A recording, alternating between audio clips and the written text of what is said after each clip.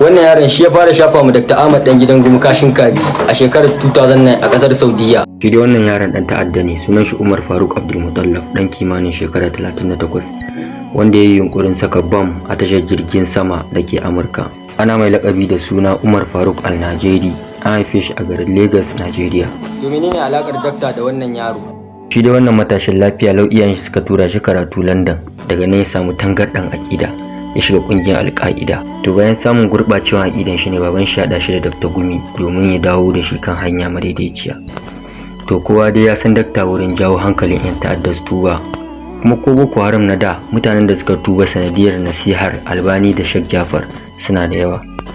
Kuma ko tarihi ya nuna mana yan ta'addan Khawarij na zamanin Sayyidina Ali, nasihan Abdullahi bin Abbas da muqabala ta yi matukar dawowa da yawa daga cikin yan ta'addan hanya madaidaiciya, domin ba komai bane yaƙi ke yi. Amma dai ku saurara ku ji daga bakin dakta. Maganan kama ne a Saudi Arabia, maganan yaron nan ne da ya kokarin sa bom, kuma mahaifin shi ne ya kira ni ya ce don Allah in taimake shi, yaron nan ga halin da ya shiga, kuma na buga mai waya.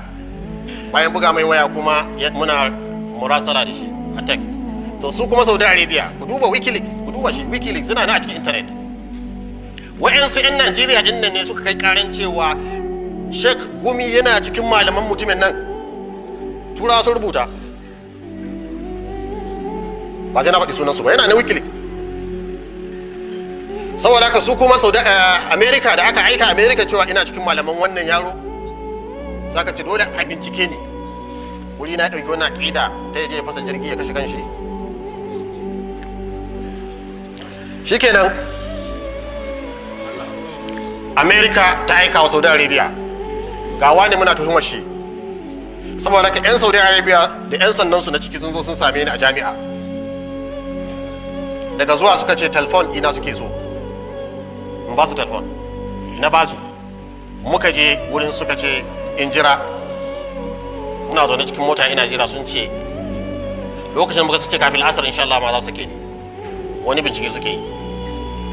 Da suka shiga suka bude telefon, sai ga wasiƙun shi wannan yaro. Akwai alaka ko babu? To, akwai alaka. To wannan alaka tsakanina da wannan yaron suke so su tantance cewa gaskiya ina da laifi cikin ta ko ban da laifi. Wannan alaka, wannan bincike shi yasa suka rike ni, kuma sun gaya mu ba kawai prisoner bane, muhtafaz alaihi, you are under custody, not a prisoner. Suka yi binciken su kaka kai.